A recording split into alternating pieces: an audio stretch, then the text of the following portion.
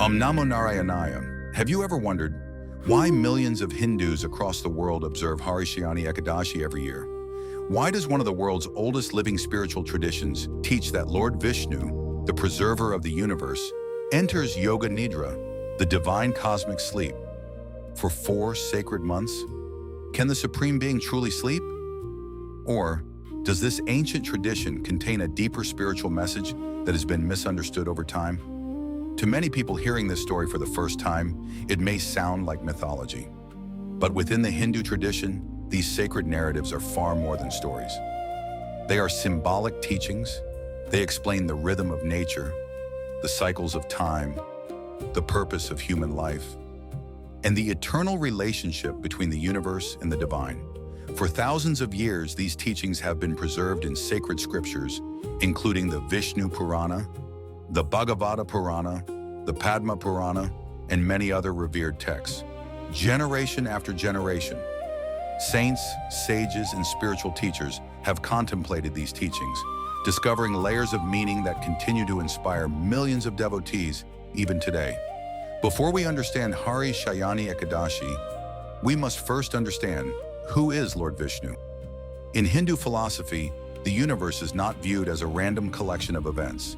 It is understood as a perfectly balanced, cosmic order sustained by divine intelligence.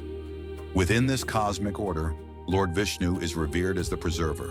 Whenever righteousness declines, whenever injustice overwhelms the world, whenever humanity loses its moral direction, the scriptures declare that Lord Vishnu descends in different forms, known as avatars, to restore Dharma, the universal principle of righteousness and harmony.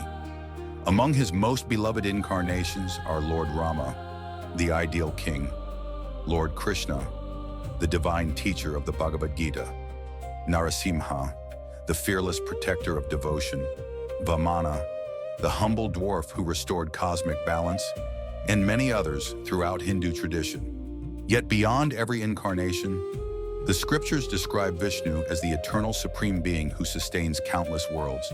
He is often depicted resting upon Ananta Shesha, the infinite cosmic serpent. The endless serpent represents infinity itself, without beginning, without end. Lord Vishnu rests upon this infinite reality while floating upon the Kshirasagara, the ocean of milk. This is not an ordinary ocean. It symbolizes purity, potential, and the limitless source from which creation continuously emerges. Beside him sits Goddess Lakshmi, the divine goddess of prosperity, compassion, abundance, and harmony.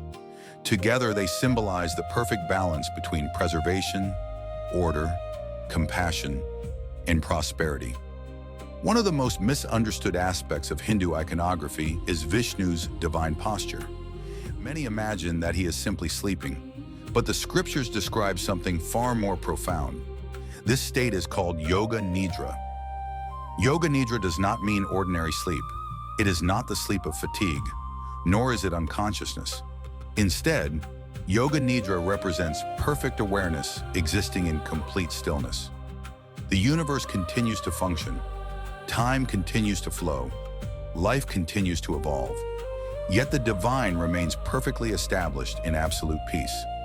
For this reason, many Hindu philosophers describe Yoga Nidra as the stillness that exists behind all activity. Just as the calm depths of the ocean remain undisturbed while waves move across its surface, the divine consciousness remains perfectly peaceful while sustaining the entire universe. This understanding transforms the meaning of Vishnu's sleep. It is no longer simply a story.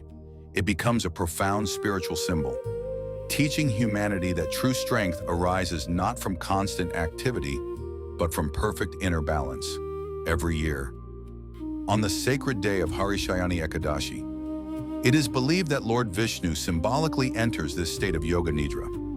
This marks the beginning of one of the most spiritually significant periods in the Hindu calendar, Chaturmas. But why 4 months? Why was this particular season considered so sacred?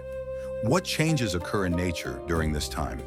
And why do millions of devotees continue observing these traditions thousands of years later? To understand these mysteries, we must journey deeper into the meaning of Chaturmas. As Lord Vishnu enters Yoga Nidra, the sacred period known as Chaturmas begins. The word Chaturmas literally means 4 months.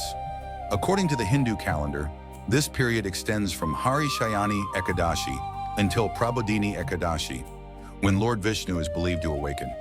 But what does this symbolic sleep truly represent? The scriptures do not describe ordinary human sleep. Rather, they describe a profound state of divine stillness, cosmic order, and inner contemplation. Throughout these 4 months, the universe continues to function. The sun still rises, the moon continues its journey. The seasons change. Life on earth moves forward exactly as before. This reminds us that Lord Vishnu never abandons his role as the sustainer of the universe. His Yoga Nidra symbolizes timeless awareness rather than inactivity. Many scholars also observe that this sacred period coincides with important seasonal changes across the Indian subcontinent. The monsoon arrives, rivers overflow, travel becomes difficult, agricultural life enters a different rhythm. These natural cycles encourage people to remain closer to home, devote more time to prayer, study, self-discipline, and service. From this perspective, Chaturmas beautifully connects spiritual practice with the rhythms of nature.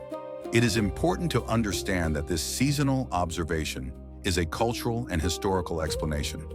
While the symbolic sleep of Lord Vishnu belongs to the sacred theological tradition preserved in Hindu scriptures. Rather than contradicting one another, these perspectives help explain why the festival became deeply meaningful across generations. During Chaturmas, many devotees observe fasting on Ekadashi. They offer tulsi leaves to Lord Vishnu. They chant the Vishnu Sahasranama. They read the Bhagavad Gita, the Vishnu Purana, and the Bhagavata Purana. Many also avoid unnecessary travel, simplify their lifestyles, and dedicate themselves to acts of charity, compassion, and spiritual growth. These practices are not performed because the divine requires them. They are performed because they transform the devotee. Hari Shayani Ekadashi reminds us that while nature enters a quieter season, the human heart can awaken to a deeper awareness. Perhaps the greatest message of this sacred festival is that true transformation begins within. As Lord Vishnu enters Yoga Nidra, we are invited to awaken our own wisdom, strengthen our discipline, and renew our devotion. And when Prabodhini Ekadashi finally arrives 4 months later, the awakening of Lord Vishnu also symbolizes the awakening of hope, purpose, and spiritual renewal within every seeker. Om Namo Narayanaya.